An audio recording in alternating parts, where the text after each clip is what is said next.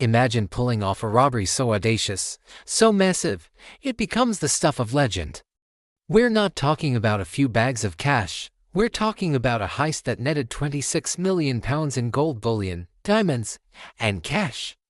That's over £100 million in today's money. This is the story of the Brinksmat robbery, a crime that didn't just make headlines, it changed the criminal underworld forever. It all began in the early hours of November 26, 1983. The scene is the Brinksmat Depot, a supposedly secure warehouse near Heathrow Airport. Inside, millions of pounds worth of gold, destined for the Far East, sat waiting.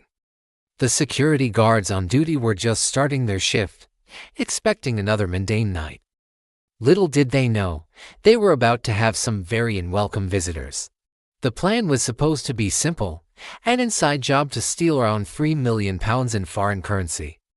A security guard named Anthony Black was the key. His brother-in-law, Brian Robinson, was a well-known armed robber from South London. Robinson, along with his associate, the notorious Mickey McAvoy, recruited a team. They thought they knew exactly what they were doing and what they were after. At 6:40 a.m., as the guards opened up, the gang struck. Wearing balaclavas and armed with guns, they quickly overpowered the staff. The plan was going smoothly. They poured petrol over the guards and threatened to set them on fire if they didn't open the main vault. The terrified guards complied, but there was a problem. The gang couldn't find the combinations for the safes inside. Their inside man, Anthony Black, only knew so much. Frustration grew. The robbers were about to leave with nothing but a few £1,000s when they got lucky. One of the guards remembered seeing another guard write down the combination numbers. He recalled them under duress, and just like that, the safes were open.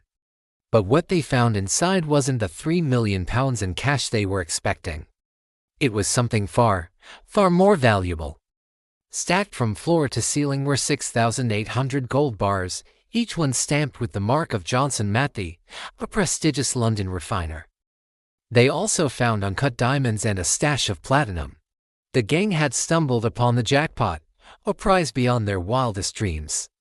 Suddenly, their small-time robbery had turned into the biggest gold heist in British history. The problem wasn't stealing it anymore, it was getting it away. The sheer weight of the gold was immense, 3 tons of it. Their getaway van could barely handle the load. The springs of the van were groaning under the weight as they slowly drove away from Heathrow, leaving the terrified guards tied up. They left a parting message: "Thanks for your help. Have a nice Christmas." The police were baffled. Detective Superintendent Frank Cater of the flying squad was put in charge. The first breakthrough came from their inside source, the security guard, Anthony Black. His colleagues noted he was unusually calm during the robbery and seemed to know the attackers. Under questioning, Black confessed his role and named his brother-in-law, Brian Robinson, and Mickey McAvoy. Mickey the Nutter McAvoy was a formidable figure in the London underworld. He was known for his violent temper and ambition. After the heist, he couldn't resist showing off. He bought a mansion in Kent, and his partner wore extravagant new jewelry. He even bought 2 Rottweilers to guard his new property, naming them Brinks and Matt. It was this kind of arrogance that put him squarely on the police radar. Brian Robinson was also swiftly apprehended. Both McAvoy and Robinson were found guilty and sentenced to 25 years in prison. But here's the twist: the police had the robbers, but they didn't have the gold. All of it had vanished. This is where the story takes a dark and complex turn. Stealing 3 tons of gold is one thing, but selling it is another. You can't just walk into a pawn shop with a bar of pure gold stamped with a refinery's mark. The gang needed a way to launder it, to melt it down and disguise its origins. To do this, they had to turn to a different kind of criminal: the white-collar masterminds. This is where Kenneth Noye comes in. Noye was a charismatic and clever businessman with a dark side. He was an expert in his field, but his field happened to be handling stolen goods. The gang approached Noye to help them dispose of the gold. From his secluded mansion in Kent, Noye orchestrated a massive operation. He began smelting the gold in a makeshift shed in his garden, mixing it with copper coins to disguise its purity and origin before recasting it. This newly mixed gold was then sold back into the legitimate market, sometimes even back to Johnson Matthey, the very company it was stolen from. The money was then laundered through a complex web of offshore bank accounts and dodgy property deals. It's estimated Noe and his associates successfully laundered millions. But the police were closing in. During surveillance on Noe's property, an undercover officer, Detective Constable John Fordham, was discovered in the garden. In the ensuing confrontation, Noe stabbed and killed him. In a shocking court case, Noe claimed self-defense, arguing he thought he was being targeted by rival criminals. A jury acquitted him of murder. The public was outraged. Although he walked free from the murder charge, the police didn't give up.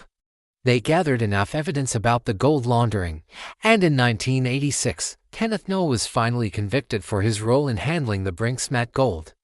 He was sentenced to 14 years in prison, fined £500,000, and ordered to pay £200,000 in costs.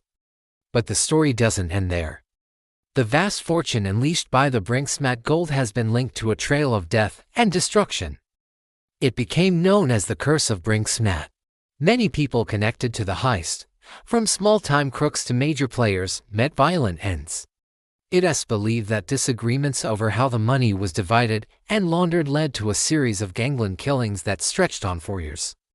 The stolen gold is said to have fueled a huge portion of the London property boom in the Docklands during the 1980s and even helped finance major drug trafficking operations.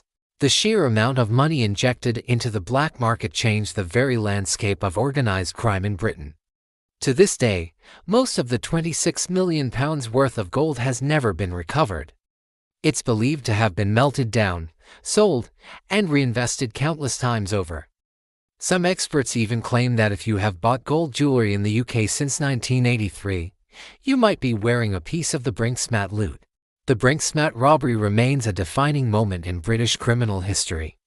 It was a heist that started with a simple plan and spiraled into a saga of immense wealth, betrayal, and bloodshed.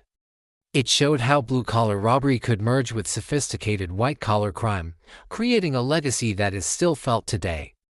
The gold may be gone, but the legend of the heist and its deadly curse lives on. Thank you so much for watching. If you found this story as fascinating as I did, please hit that like button and subscribe for more deep dives into incredible true stories. Let me know in the comments what you think. Is there still Brinksmat gold out there? See you next time.